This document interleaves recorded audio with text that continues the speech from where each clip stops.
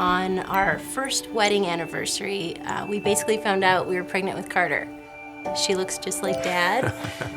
We just kind of wanted just the best for our kids and just expected everything to be totally fine.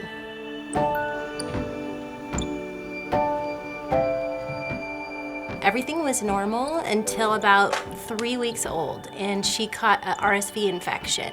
And so took her to the doctor. The doctor said, just do steam showers, everything's fine. And the next day, Carter stopped breathing and she turned blue. And I held her up like this and she was just a limp doll and praying like, breathe, breathe, breathe. And all of a sudden she took this deep breath of air like this. And he was there. I said, Will, we need to get to the doctor right away.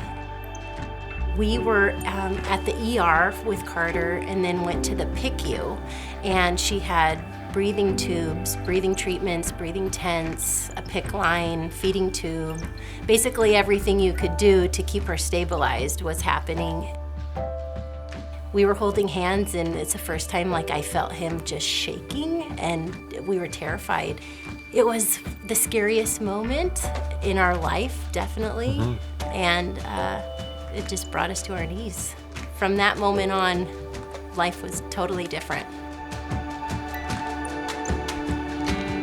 Carter wasn't hitting her milestones and wasn't sitting by the time she was 10 months. She was definitely far behind.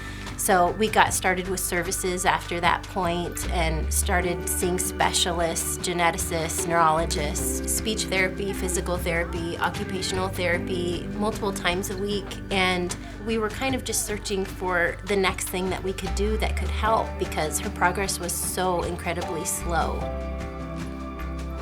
So Carter was behind her typical peers in gross motor skills, fine motor skills, cognitive skills, social emotional skills. In addition, Carter was just beginning to walk. She needed a lot of help. She didn't want to walk. She wanted to be carried, but she had all the potential to walk. She had all the gross motor skills to walk.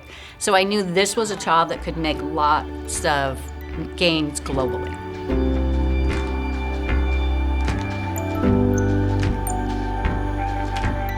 It was amazing right away. I mean, she lit up and was smiling. She was a different little girl when she got on that horse the first time.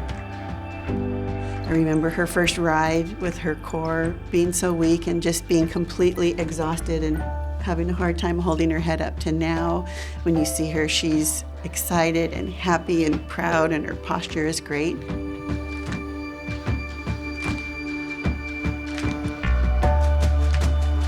This unique setting that we work in has so many layers of opportunity.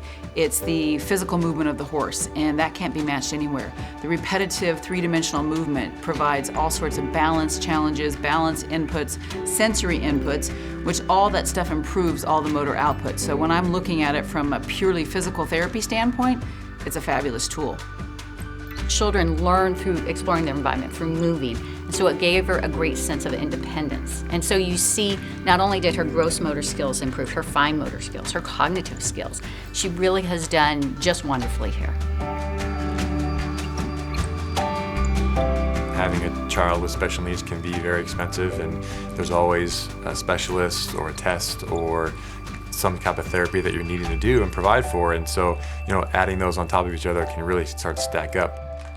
If I had the opportunity to encourage anyone to give to the Fosheim Rider Support Fund, I would strongly do so because it changes people's lives. It really does. And it's changed our lives. We rely on the financial aid to continue, and it has made such a difference in Carter's life. This is a place that changes lives. Not only that, but it's a sanctuary place for families where you feel safe and loved. I feel like that sense of kind of panic and being stuck is gone. She still has a really far way to go as far as being able to communicate, but with what she can do now, it's helped her so much. I think the future is great for Carter. I think she will have a happy life. She'll have a successful life.